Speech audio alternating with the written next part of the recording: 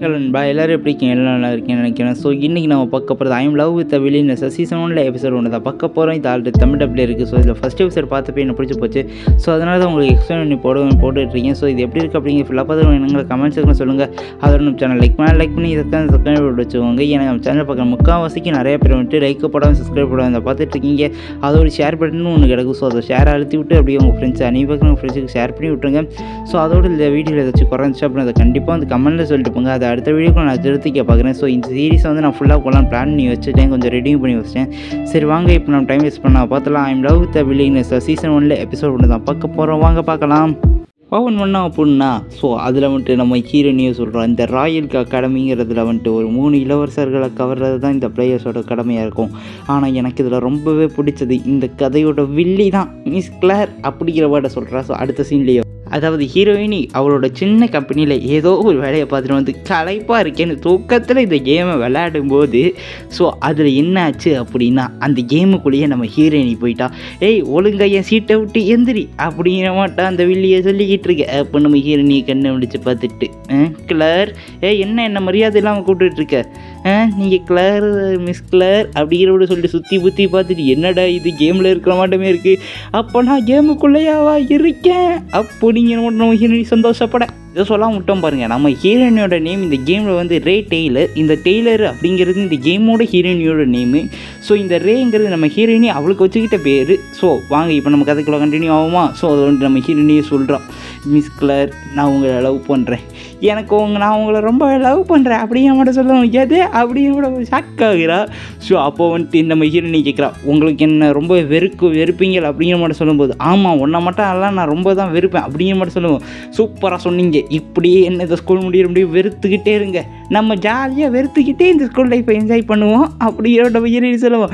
என்னாடி சொல்கிறேன் அப்படிங்கிற மட்டும் தான் அவளுக்கு கத்துற. ஸோ அப்படியே அடுத்த சீன்லேயோ ஹீரோயினி அவள் ஃப்ரெண்டோட நடந்து போயிட்டு இருக்கும்போது அப்போ கிளார் வந்து தள்ளி விட்டு, ஓ சாரிப்பா நாங்கள் வந்து ஏதோ ஒரு டெக்கரேஷன் பொருளாக சும்மா வச்சுட்டு இருக்காங்கன்னு நினச்சி தள்ளி விட்டு ஹஹா அப்படிங்கிற மாட்டோம் இல்லை சரி பேசிட்டு போகும்போது, மிஸ் கிளார் என்னம்மா நான் அவன்கிட்ட சாரி கேட்கணும்னு நினைக்கிறேன், அதெல்லாம் முடியவே முடியாது அப்படின்னு மட்டும் சொல்லும்போது, நீங்கள் என்ன வெறுப்பேற்றுக்கு தெரியும் ஆனால் இவ்வளோ சீக்கிரம் வந்து வெறுப்பேற்றுங்க எனக்கு தெரியாது, எனக்கு இதெல்லாம் நம்மளை ரொம்ப ரொம்ப பிடிச்சிருக்கு அப்படிங்கிற பாட்டு சொல்லவும் என்னடின்னு சொல்லிக்கிட்டு இருக்க அப்படிங்கிற பாட்டு தான் அவளும் பார்த்துக்கிட்டு இருக்கா. ஸோ அடுத்த சீன்லேயோ அவள் வந்துட்டு நம்ம ஹீரோயினி காலம் மிதிச்சிட்டு, என்னம்மா எப்படி இருக்கே எதுவாக இருந்தாலும் சத்தமாக சொல்லணும் தோட்டது அப்படின்னு மட்டும் சொல்லும்போது, நீங்கள் உண்மையாக ரொம்ப நல்லாவே பண்ணீங்க, ஏன்னா எனக்கு இந்த அளவு வெறுப்பது ரொம்ப பிடிச்சிருக்கு, அது உள்ளவே எனக்கு வலிக்கக்கூடாது தானே நீங்கள் மெதுவாகவே அமுத்துனீங்க அப்படிங்கிற போட்டுலாம் அவள் சொல்லிக்கிட்டு இருக்கேன்.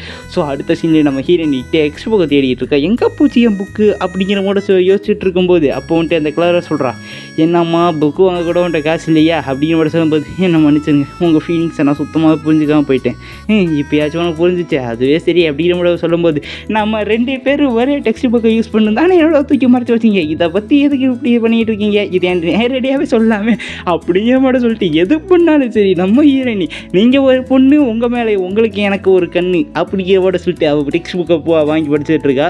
நம்ம ஹீரோயினோட ஃப்ரெண்டோ இந்த ஸ்கூல் ஆரம்பித்து கொஞ்ச நாள் கூட ஆகலை. ஸோ அதுக்குள்ளே மிஸ் கிளாரோட கண்ணு உன் மேலே பட்டுருச்சு அப்படின்னு கூட சொல்லும்போது, அந்த கிளாருக்கு ஒன்று என் மேலே கண்ணு இல்லை, எனக்கு தான் அவங்க மேலே ஒரு கண்ணு அப்படிங்கிற மட்டும் சொல்லும்போது, எம்மா புரிஞ்சுக்க இந்த உலகத்தில் இருக்கிற பெரிய ஃபேமிலியில் அவங்க ஃபேமிலி ஒன்று. ஸோ அதில் வந்துட்டு அவங்க ஒரு விஷயத்தை நினச்சாங்க அப்படின்னா அது முடிக்காமல் விட மாட்டாங்க.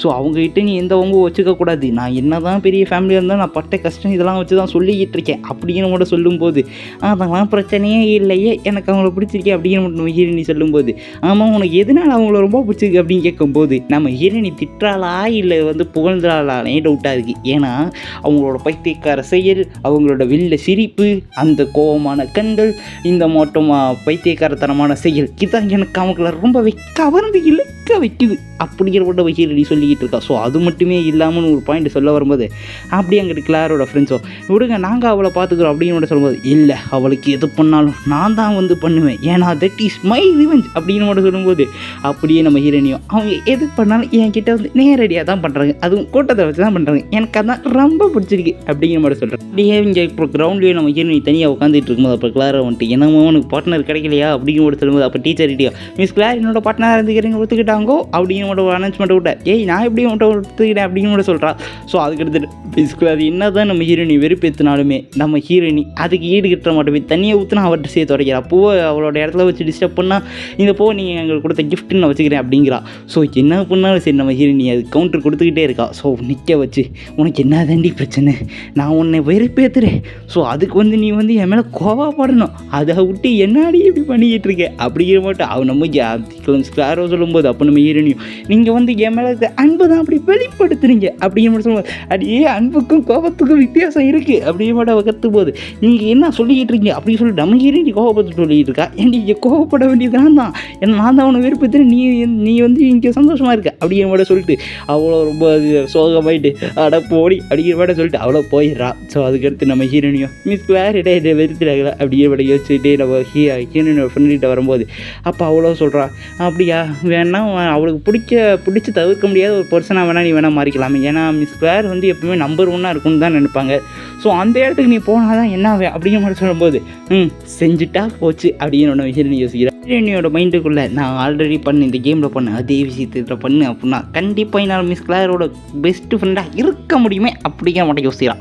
ஸோ அடுத்த சீனில் நம்ம ஹீரோயினி நடந்து வந்துட்டு இருக்கும்போது குறுக்கால கிளார் வந்துகிட்டு இருக்கா. ஸோ அவளை பார்த்துட்டு மிஸ் கிளார் எப்படி இருக்கீங்க அப்படின்னு கேட்கும்போது நல்லா விசாரிக்க போகும்போது கூட இருக்க ஃப்ரெண்ட்ஸோ உனக்கும் மிஸ் கிளாருக்கும் செட்டே ஆகாது, ஒழுங்காக இங்கேருந்து போயின்னு சொல்லும்போதே அடைய விடுங்கடி அருவியாக போடாமல் தள்ளுங்கடி அப்படின்னு மட்டும் சொல்லிட்டு மிஸ் கிளார் எப்படி இருக்கீங்க அப்படின்னு மட்டும் சொல்லும்போது ஏய் நீ என்ன பண்ணிக்கிட்டு இருக்க, உன்ட்ட அறிமுகமே இல்லாத ஒருத்தவங்கிட்ட இப்படியா வந்து கேட்டுட்டு இருப்ப அப்படின்னு சொல்லும்போது என்ன மிஸ் கிளார் இப்படி சொல்லிக்கிட்டு இருக்கீங்க, நம்ம 2 பேத்துக்கு நல்லா தான் தெரியும் அப்படின்னு மட்டும் சொல்லும்போது அப்போ அவ்வளோ கத்திக்கிட்டு கோவமாக இருந்துக்கிட்டே ஏண்டியே நீ வந்து இந்த அகாடமி விட்டு அப்படியாச்சும் போய் தொலைஞ்சிரு, இப்போ இங்கே நீ இருக்கிறதுனால எனக்கு ரொம்ப வெறுப்பாக இருக்குது அப்படின்னு மட்டும் சொல்லும்போது அப்படியே அங்கிட்டு இருந்து ஒரு வாய்ஸோ பொண்ணுங்க சேர்ந்தாலே போதும் சத்தம் போட ஆரம்பிச்சிருவீங்கல்ல அப்படிங்கிற மாதிரி சொல்லிட்டு வராங்க. ஸோ அப்போ நம்ம ஹீரோனியும் இந்த பௌராஜ்யத்தோட 3 இளவரசரும் வராங்க. ஸோ அதில் ஃபஸ்ட் இளவரசனை கேட்குறேன் என்னதாமா பிரச்சனை அப்படின்னு கூட கேட்கும்போது அப்போ கிளாரோ இவதாயா பிரச்சனை இவதாயா அப்படின்னு சொல்லி கற்றுடவோ என்ன மிஸ் கிளார் நான் உங்களுக்கு அப்படியே வச்சு இருக்கேன் அப்படின்னு அவள் சொல்லி சந்தோஷப்படுறேன். அடியே உங்களை நான் வந்து தப்பு சொல்கிறேன் அப்படிங்கிற மாதிரி தான் அவள் கத்துறா. ஸோ அப்படியே அங்கிட்டு இருக்க 3வது இளவரசனும்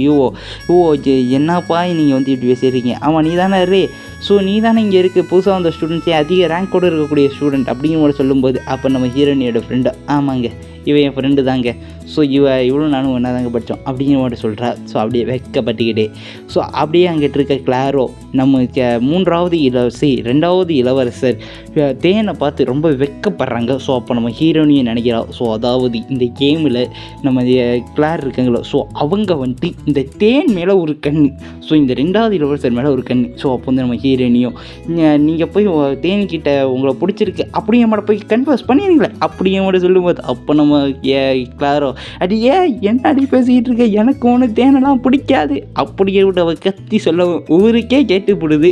ஸோ அப்போ வந்துட்டு ஃபஸ்ட் இளவரசன் என்னம்மா தேனே உன் மேலே என்ன இப்படி ஒரு இது அப்படிங்கிற சொல்லும்போது தேனை அப்படியே போயிடுறான்.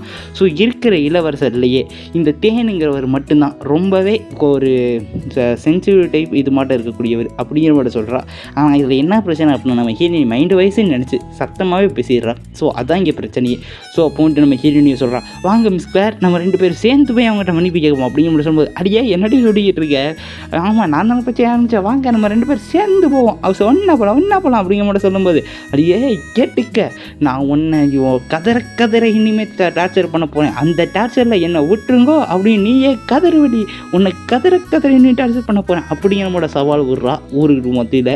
யாரோ இவளை எப்படி டார்ச்சர் பண்ணலாம், பேசாட்டுக்கு சுடுதண்ணி தூக்கி ஊற்றிடலாமா இல்லை கொதிக்க தண்ணி தூக்கி ஊற்றிடலாமான்னு சொல்லி யோசிச்சுட்டு இருக்கும்போது அப்பா ஃப்ரெண்ட்ஸோ நீங்கள் வந்து அவள் டார்ச்சர் பண்ணுறதை உதவிட்டுறதுக்கு நீங்கள் அவளை தொல்லை பண்ணதான் அவள் இன்னும் குஷியாகிற அப்படிங்கிற சொல்லும்போது அதெல்லாம் விட்டு அவளை ஏதாச்சும் ஒன்று பண்ணியாகணுமே அப்படிங்கிற அவள் கடுப்பில் இருக்கும்போது அப்போ கூட இருக்க ஃப்ரெண்டை புக்கை தூக்கி வைக்கிறா. ஏமா புக்கை தூக்கி வைக்கிற, ஸோ நமக்கு தான் எக்ஸாம் இருக்கே அப்படிங்கிற மாதிரி சொல்லும்போது ஐயோ எக்ஸாம் வேறையா அப்படிங்கிற மாட்டோம் அவள் டென்ஷன் ஆகிறா. ஸோ அப்போ வந்துட்டு நம்ம அப்போ மிஸ் கிளாரோ இதை வச்சு ஒரு நல்ல ஐடியா இருக்கே அப்படிங்கிற மாதிரி நம்ம ஹீரோயின் போய்ட்டோம் டெய்லர் உனக்கு எனக்கு ஒரு பந்தயம் அது அப்படிங்கிற சொல்லும்போது அப்படியா என்னன்னு சொல்லுங்கள் அப்படிங்கிற சொல்லும்போது அப்போ அவ்வளோ சொல்கிறான் ஒரு வேளை நமக்கு நடக்க போகிற எக்ஸாமில் ஒரு வேளை நான் ஜெயிச்சிட்டேன் அப்படின்னா நீங்கள் இந்த ஸ்கூலில் விட்டு போகணும் அப்படிங்கிற மாதிரி சொல்லும்போது ஆனால் எனக்கு இந்த ஸ்கூலை விட்டு போக விருப்பம் இல்லையே, என்னடி இப்படி பேசிகிட்டு இருக்க உனக்கு என்ன பயமாயிடும் என்னை பார்த்து, ஸோ ஒழுங்கா நீ வந்து இந்த சேலஞ்சுக்கு ஒத்துக்க அப்படிங்கிற மாதிரி சொல்லும்போது ஓகே நான் ஒத்துக்கிறேன், ஆனால் நான் ஒரு விடத்தில் ஜெயிச்சிட்டேன் அப்படின்னா நான் சொல்கிற ஒரு விஷயத்தை நீங்கள் பண்ணணும் அப்படிங்கிற சொல்லும்போது நான் ஏன்டி பண்ணணும் என்ன மிஸ் கிளார் இந்த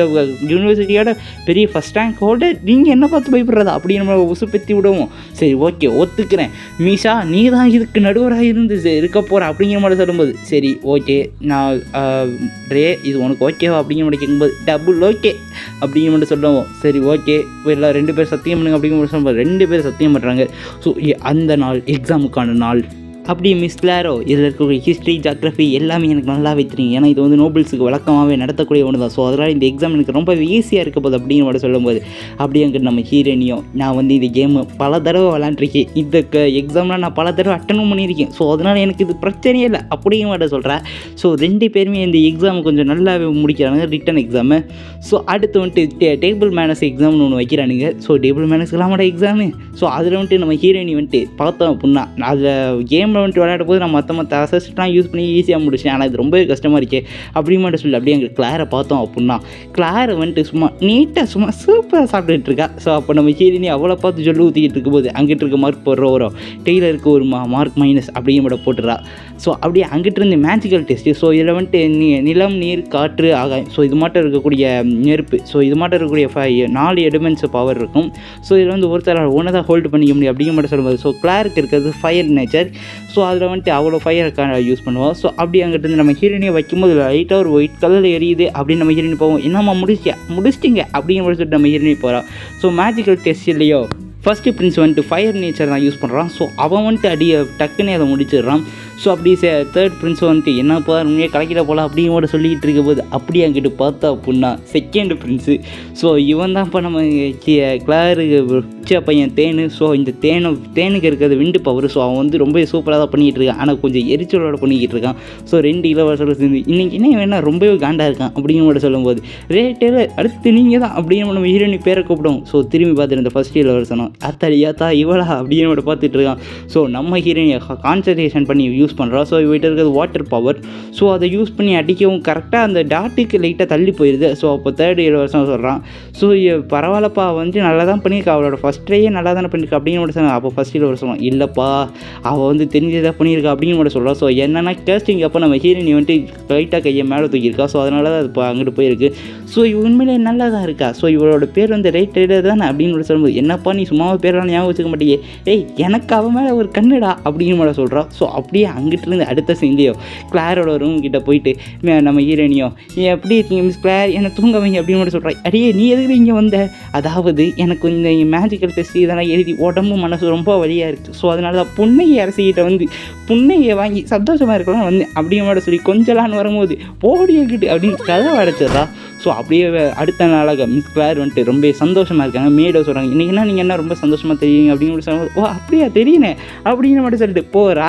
ஏன் இவ்வளோ சந்தோஷமாக இருக்கா அப்படின்னா இன்றைக்கி தான் எக்ஸாம் ரிசல்ட். ஸோ அதனால ஸோ அப்போ வந்துட்டு கிளாரோ வந்துட்டு நம்ம ஹீரோனி பார்த்துட்டு என்னம்மா கென்னு தூக்கமே இல்லை போல் பயத்தில் தூக்க வரலையா அப்படின்னு மட்டும் சொல்லும்போது அந்த நான் இல்லைங்க மிஸ் கிளார் ஜெயிச்சா அவங்ககிட்ட என்ன மட்டும் கேள்வி கேட்கலான்னு யோசிச்சு ஒரு சுட்டு தூக்கம் இல்லாமல் இருக்கேன் அப்படின்னு மட்டும் சொல்லும்போது அடியே ஏன்டி இப்படி பேசிகிட்டு இருக்கு அப்படின்னு மட்டும் தான் கெடுப்பு பார்க்குறா. ஸோ அப்போ வந்துட்டு ரிசல்ட் எல்லாம் சொல்கிறதுக்கான நேரம். ஸோ ஃபஸ்ட்டு வந்துட்டு ரிட்டன் எக்ஸாமுக்கான ரிசல்ட்டு சொல்கிறாங்க. ஸோ அதை பார்த்தோம் அப்படின்னா கிளாரை விட நம்ம ஹீரோனி ஒரு ரேங்க் முன்னாடி போயிட்டா. அது 2 பேருமே பார்த்து ஷாக் ஆகும்போது அப்போ நம்ம ஹீரோனியும் நினைக்கிறா நான் வந்து இந்த எக்ஸாம் பற்றி எனக்கு நல்லாவே தெரியும், ஏன்னா இந்த கேம் உருவாக்கினவங்களோட இன்ச் பை இன்ச் ஓவராக ஸ்டடி பண்ணி செட்டிங்ஸ் எல்லாத்தையுமே நல்லா கரைச்சி குடிச்சு வச்சிருக்கேன் அப்படின்னு மட்டும் ஹீரோனி சொல்கிறேன். ஏன்னா அப்போ ராத்திரி பகலாக உட்காந்ததுக்கெல்லாம் ஒரு புக்கே ரெடி பண்ணி வச்சுருக்கேன் நம்ம ஹீரோனி இந்த கேமுக்காக. ஸோ அப்போ வந்துட்டு அடுத்தது வந்து டேபிள் மேனஸ். ஸோ அதில் வந்துட்டு பார்த்தோம் அப்படின்னா நம்ம ஹீரோயினுக்கு 75 பாயிண்ட்டு, கிளாருக்கு வந்து 90 பாயிண்ட்டு. ஸோ அப்போ அவ்வளோ சொல்கிறான் பார்த்தியா நான் வந்து ஒன்றும் அவ்வளோ அதிகமான ரேங்க் வாங்கிட்டேன் அப்படின்னு அவளோட பயங்கரமான சிரிச்சு காம்பிய இதில் கூட நீங்கள் ரொம்ப அழகாக இருக்கீங்க அப்படிங்கிற மட்டும் நம்ம ஹீரோயினி சொல்கிறா. ஸோ அப்படியே அடுத்தது கடைசி இது மேஜிக்கல் டெஸ்ட் ரிசல்ட். ஸோ இதுக்காக எல்லாரும் அப்படியே ஆச்சரியத்தோடு பார்த்துக்கிட்டு இருக்க. ஸோ ஆர்வமாக பார்த்துக்கிட்டு இருக்கும்போது ரிசல்ட்டை போடுறானுங்க. ரிசல்ட்டை பார்த்த உடனே எல்லாத்துக்கும் சரியான ஷாக்கு. என்னென்னு பார்த்தோம் அப்படின்னா நம்ம ஹீரோயினி ஃபஸ்ட் இடத்துல இருக்கா, அவளோட மேஜிக்கல் பவரை அளவிடவே முடியலை. இதை பார்த்து எல்லோரும் பயங்கரமாக ஷாக்காக மிஸ் கிளாரோ ரொம்ப ஷாக் ஆகிட்டு இருக்க. நம்ம ஹீரோயினி சிரிக்க இந்த எபிசோடு இங்கே கூட முடியுது. ஸோ இந்த எபிசோடு உங்களுக்கு எப்படி இருந்துச்சு அப்படிங்க என்னங்களை கமெண்ட்ஸுக்கு சொல்லுங்கள். என்னோட முடிஞ்ச அளவுக்கு நான் ஃபுல்லாக எக்ஸ்பிளைன் பண்ணி போட்டு வச்சுருக்கேன். ஸோ அதோட நம்ம சேனல் லைக் பண்ணி சப்ஸ்கிரைப் வச்சுக்கோங்க. So bye guys. அதோட நம்ம இன்ஸ்டாகிராம் லிங்க் சும்மா தான் கிடக்கு. ஸோ போகிறப்ப பார்த்துருப்பாங்க, ஃபாலோ பண்ணிட்டுப்பாங்க. அதோட நம்மளோட இன்னொரு சேனல் லிங்க் கீழே சும்மா இருக்குது. ஸோ உங்களுக்கு வேணும் அப்படின்னா அதை சப்ஸ்கிரைப் பண்ணிட்டு போட்டுப்பாங்க. Okay bye.